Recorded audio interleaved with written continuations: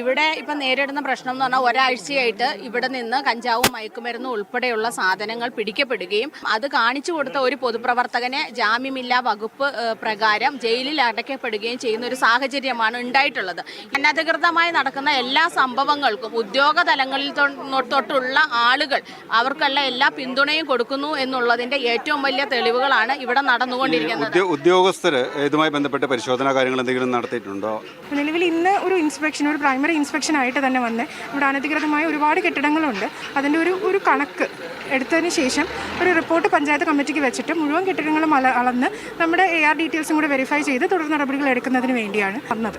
മറ്റെന്തെങ്കിലും രീതിയിൽ ബുദ്ധിമുട്ട് ഉദ്യോഗസ്ഥർക്ക് ഉണ്ടായിട്ടുള്ളതായിട്ട് റിപ്പോർട്ട് ചെയ്തിട്ടുണ്ട് ഏതെങ്കിലും സാഹചര്യത്തിൽ?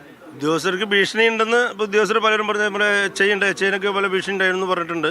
പക്ഷെ അത് മാത്രമല്ല, നമ്മളിവിടെ വ്യക്തിപരമായിട്ട് ആരെയും ഉപദ്രവിക്കാനല്ല. നമുക്ക് നിയമാനുസരണം ഇവിടെ ബിൽഡിങ്ങിലൊക്കെ അനധികൃതമായിട്ട് പണിത ബിൽഡിംഗ് നിയമാനുസരണം ആക്കാൻ ഇവിടെ മറ്റുള്ള അനാശാസ്യ പ്രവർത്തനങ്ങൾ മയക്കുമരുന്ന് മൺവാണിപ്പം അതെല്ലാം നിർമ്മാർജ്ജനം ചെയ്യണം. എന്നിട്ട് ഈ നാട്ടിൽ പ്രദേശത്ത് ഒരു ഭീകര അന്തരീക്ഷമാണ് ഇപ്പോൾ നിലനിൽക്കുന്നത്. എന്താണ് ഈ ഉദ്യോഗസ്ഥർക്ക് ഭീഷണി എന്നുള്ള രീതിയിൽ ഇപ്പോൾ ജനപ്രതിനിധികൾ അടക്കുന്നത്? അതായത് നമ്മളിവിടെ പല ക്യാമ്പുകൾ സംഘടിപ്പിക്കാൻ നോക്കിയപ്പോൾ പുറത്തുനിന്ന് ഫോൺ കോളുകൾ വരികയും അപ്പോൾ അത് ആരാണെന്ന് ചോദിച്ചപ്പോൾ പേര് വ്യക്തമല്ല, അവരുടെ അനുമതി ഇല്ലാതെ നിങ്ങൾക്ക് ഒരു കാര്യം ഇവിടെ നടത്താൻ സാധിക്കില്ല എന്ന് പറയും.